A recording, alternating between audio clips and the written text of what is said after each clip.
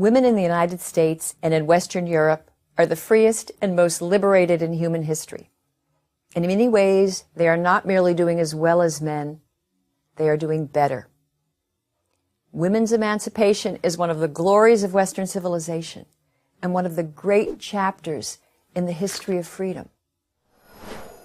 So why then are those in the women's movement, such as the leaders and members of activist groups like the National Organization for Women, the professors in women's studies departments at our colleges, and many women in the media, why are they still so dissatisfied?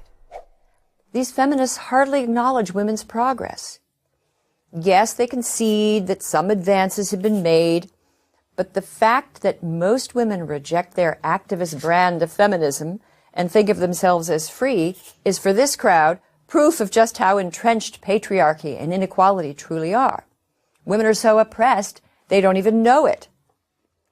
Year after year, these activists make claims about women in violence, women in depression, women in eating disorders, women in workplace injustice, to support their views. Over the years, I have looked carefully at many of these claims, and what I have found is that much of the supporting evidence, mostly victim statistics, is misleading and often flat out wrong. Consider the issue of the so-called gender wage gap.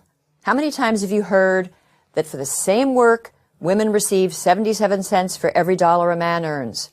This charge is constantly repeated by feminist activists and their supporters. Yet it is so deeply misleading as to border on outright falsehood. 23-cent gender pay gap is simply the difference between the average earnings of all men and women working full-time.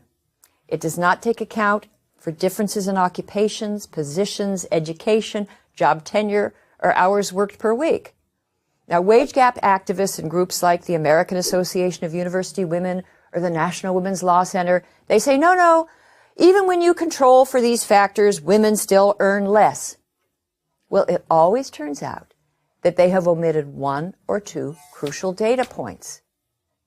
Take the case of doctors. On the surface, it looks like female physicians are clearly victims of wage discrimination. They appear to earn less for the same work. But dig a little deeper beneath the surface, and you find that women are far more likely than men to enter lower-paying specialties like pediatrics or family medicine than higher-paying cardiology or anesthesiology.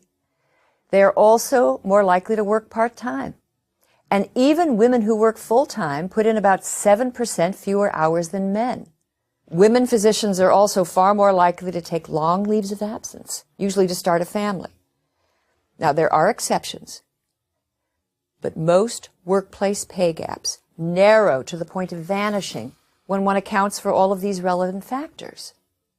Now, how do the women's advocacy groups react to this? They insist that women's choices are not truly free. Women who decide, say, to stay home with children or to work fewer hours or to become pediatricians rather than heart surgeons are held back by invisible barriers or internalized oppression. According to the National Organization for Women, powerful sexist stereotypes steer women and men toward different educational training and career paths and family roles. But is it really social conditioning that explains women's vocational preferences and their special attachment to children? Perhaps in the pursuit of happiness, men and women take somewhat different paths. And isn't it more than a little patronizing to suggest that most American women are not free, they're not self-determining human beings? And here is common sense proof that the male-female wage gap is untrue. If it were really true that an employer could get away with paying Jill less than Jack for the exact same work, wouldn't most employers fire as many of their male employees as possible and replace them with females and enjoy a huge market advantage? As a regular campus lecturer, I routinely encounter students who have fully accepted the feminist propaganda. American college women are arguably the most fortunate, liberated beings on the planet, yet in their feminist theory classes, they're likely to learn that they are put upon and tyrannized by men. And the more elite the school, the more advanced the degree, the more likely they are to take such feminist propaganda seriously. But this doesn't have to continue. The time has come for young women to take back feminism, reform it, correct its excesses, repudiate the victim propaganda, get rid of the women are from Venus, men are from hell storylines, and begin the arduous task of correcting almost 3 decades of feminist misinformation.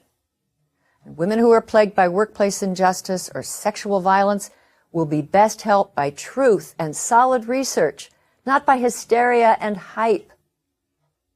And as a final piece of personal advice for young women, appreciate and make good use of the unprecedented freedom that you have. I'm Christina Hoff Sommers of the American Enterprise Institute for Prager University.